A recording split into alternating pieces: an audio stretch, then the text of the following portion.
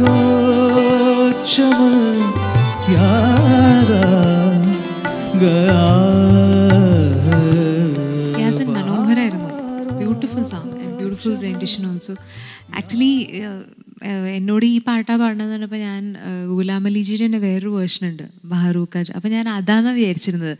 പാടി തുടങ്ങിയപ്പോൾ ഞാൻ കേൾക്കാത്തൊരു വേർഷൻ, ഇത് ഞാൻ കേട്ടിട്ടില്ല. Actually it is so beautiful. ഭാഗ്യശ്രീയുടെ എല്ലാ ബ്യൂട്ടിയും വരുന്നൊരു കോമ്പോസിഷൻ. അപ്പോൾ താങ്ക്സ് ഫോർ സിംഗിങ് ദിസ്. ഇത് എനിക്കും പഠിക്കണം ഈ പാട്ട്. അപ്പോൾ ഇത് കേട്ട് കഴിഞ്ഞപ്പോൾ എനിക്ക് ഭയങ്കര ഇൻസ്പിറേഷനായി.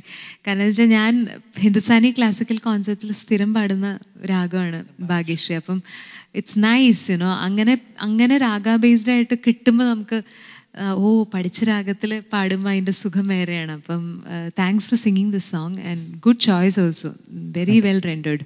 എന്തായാലും ഈ എപ്പിസോഡ് കഴിയാറാവാണ്. അതിനു മുമ്പ് എനിക്ക് യാസിൻ്റെ ഒരു സിനിമ പാട്ടും കൂടി കേൾക്കണം. യാസിൻ ഈ അടുത്തിറങ്ങിയ 101 വെഡ്ഡിങ്സ് ദീപക് ദേവിൻ്റെ മ്യൂസിക്കിൽ സജലമായി എന്നുള്ളൊരു നല്ലൊരു പാട്ട് പാടിയിട്ടുണ്ട്. അതിൻ്റെ ലിറിക്സ് ആരാണ്? റഫീഖ് അഹമ്മദിയാണ്. ഗ്രേറ്റ്. Okay okay. അപ്പോൾ ആ പാട്ട് നമുക്കിപ്പോൾ കേൾക്കാം.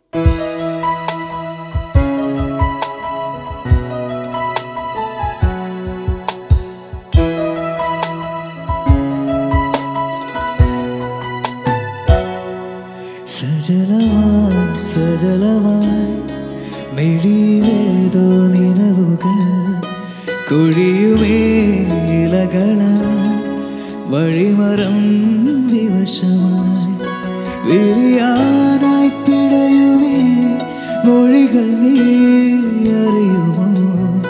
മഴ തോർന്നൊരു പുലരി പോലെ മിഴിനീരിൽ പൂക്കുമോ?